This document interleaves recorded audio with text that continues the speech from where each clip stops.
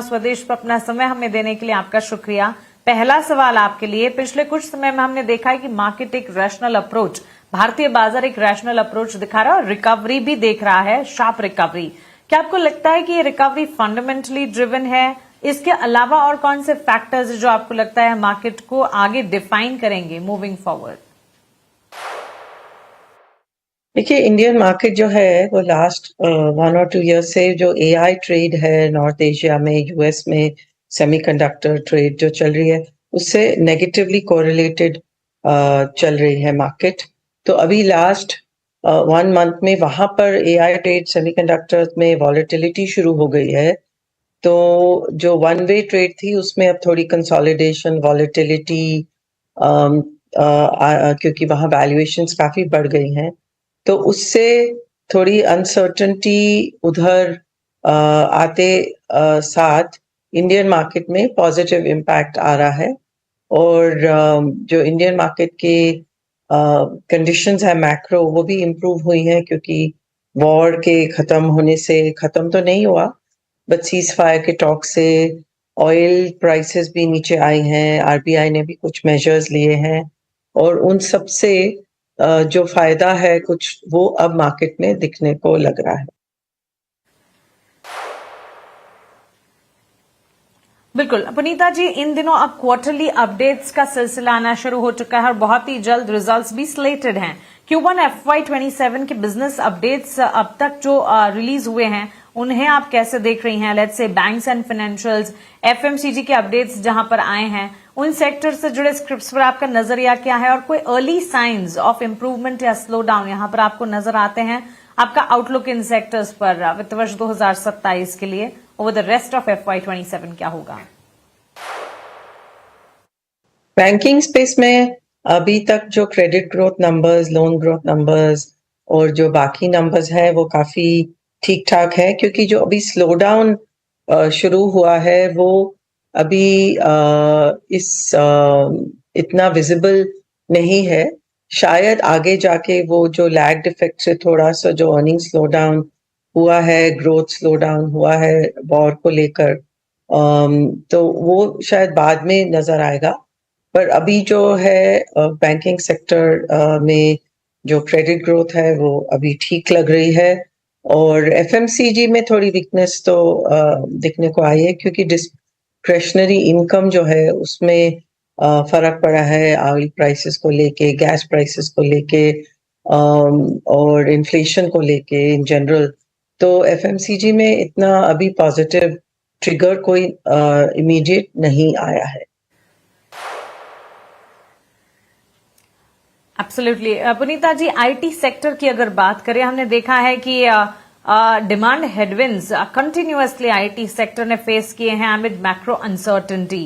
क्या आपको लगता है कि Q1 FY27 के लिए अर्निंग्स जो हैं आईटी सेक्टर से, अर्निंग सीजन की शुरुआत भी तो आईटी प्लेयर से ही होती है, प्रेशर में रहेंगे ये सेक्टर के लिए अर्निंग्स के फ्रंट पर? आउटलुक्स या फिर अर्ली इंडिकेटर्स डिमांड रिकवरी के नजर आते हैं, particularly let's say discretionary spending या फिर डील विंस के फ्रंट पर? सो आईटी सेक्टर जो है वो भी ऑब्वियसली ये होल एआई को लेकर काफी नेगेटिवली इम्पैक्ट हुआ है, क्योंकि कह नहीं सकते कि कितने जॉब लॉसेस होंगे, कैसे आईटी सेक्टर पिवट करेगा न्यू जो एरा है जिसमें एआई यूज होगी, उनके क्लाइंट्स एआई यूज करेंगे, तो जो कोडर्स की जरूरत है, जो छोटे छोटे आसान काम हैं, वो आईटी सेक्टर जो इंडिया में आउटसोर्सिंग से लोअर कॉस्ट में कर रहा था, वो अब उससे एआई रिप्लेस कर रही है। तो इसलिए वो जो कंपनी स्पेसिफिक है, जो आईटी कंपनीज है, वो इतनी कंसर्न नहीं है, क्योंकि वो कह रहे हैं कि अभी भी बहुत सारे एंटरप्राइज लेगेसी सिस्टम्स हैं जिन पे उनका काम अच्छे से चल रहा है। पर ये स्टॉक्स इतने करेक्ट हो गए हैं कि इस लेवल ऑफ वैल्यूएशंस पे ये काफी अनसर्टेनिटी फैक्टर हो गई है। सो मेरे हिसाब से लॉन्ग टर्म ट्रेंड्स अभी यहाँ से क्या इम्पैक्ट होगा, इवन द कंपनीज को ठीक से नहीं मालूम, बट जो वैल्यूएशंस है वो काफी हद तक नेगेटिव सेंटिमेंट को रिफ्लेक्ट कर रही हैं। तो इसलिए यहाँ से बहुत ज्यादा डाउनसाइड इन स्टॉक्स में नहीं नजर आ रहा, इनफैक्ट स्टेबलाइज होते लग रहे हैं और शायद कुछ अगर पॉजिटिव ट्रिगर आया तो उसमें अपसाइड भी आ सकता है। बिल्कुल। पुनीता जी, अब बात करते हैं फार्मा सेक्टर और साथ ही रियल एस्टेट सेक्टर की। रियल एस्टेट सेक्टर में भी इन दिनों काफी सारे न्यूज डेवलपमेंट्स अपडेट आते दिखे हैं और फार्मा स्पेस तो पिछले दिनों जब बाजार में हम उथल पुथल देख रहे थे, डिफेंसिव की भूमिका बहुत बेहतरीन तरीके से निभा रहा था। इन स्पेसेस का फ्यूचर आप कैसे देखती हैं? फार्मा सेक्टर एक डिफेंसिव सेक्टर है, सिर्फ फार्मा नहीं, उसमें आपको डोमेस्टिक हेल्थ केयर सेक्टर को देखना चाहिए, जिसमें हॉस्पिटल्स भी हैं, डायग्नोस्टिक्स भी हैं। तो ये सारे जो इंडियन हेल्थ केयर थीम है, ये रिसेशन प्रूफ एक तरफ से है, और इस सेक्टर में long term secular triggers positive हैं, तो इसमें हमेशा एक पोजीशन बनी रखनी चाहिए।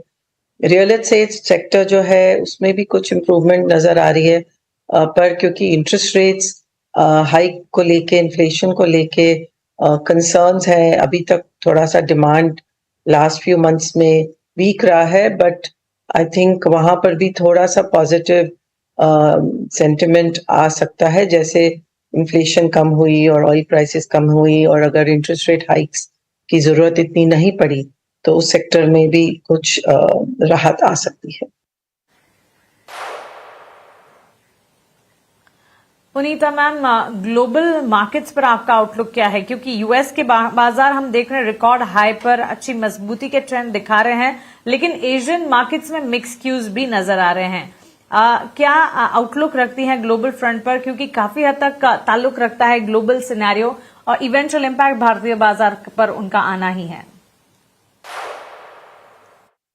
ये दोनों ही एआई ट्रेड से मार्केट्स चली हैं। साउथ कोरिया तो पर्टिकुलरली सैमसंग इलेक्ट्रॉनिक्स, हाइनेक्स और उनके पूरे जो एआई रिलेटेड टेक्नोलॉजी स्टॉक्स हैं, उन्हीं पे मार्केट काफी तेजी से चली है।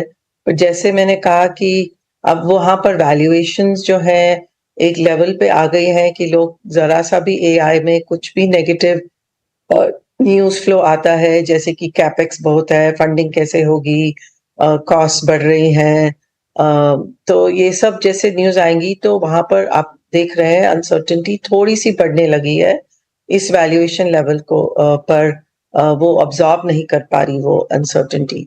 तो ये वेदर यूएस सेमीकंडक्टर स्टॉक्स हो या कोरिया हो या ताइवान हो, इस सेक्टर में थोड़ी वॉलेटिलिटी आती नजर आ रही है। और जैसे जैसे यहाँ पर वैसे तो लॉन्ग टर्म ट्रेंड्स अभी भी ग्रोथ वाइज ठीक है, but how it will be funded, इसका कैपेक्स कैसे होगा, इसकी कैपेसिटी एडिशन डिमांड को मीट करने के लिए क्या उसके लिए इनफ फंड्स हैं, अब ये सब क्वेश्चंस जब आएंगे तो यहाँ पर मार्केट में थोड़ी सी अनसर्टेनिटी इन सेक्टर्स में जैसे जैसे नजर आ रही है, वैसे वैसे जो ओल्ड इकोनॉमी कंट्रीज हैं, कंपनीज हैं, इंडिया जैसे की है, वहां पर थोड़ा सा फंड फ्लोज वापस आ रहे हैं।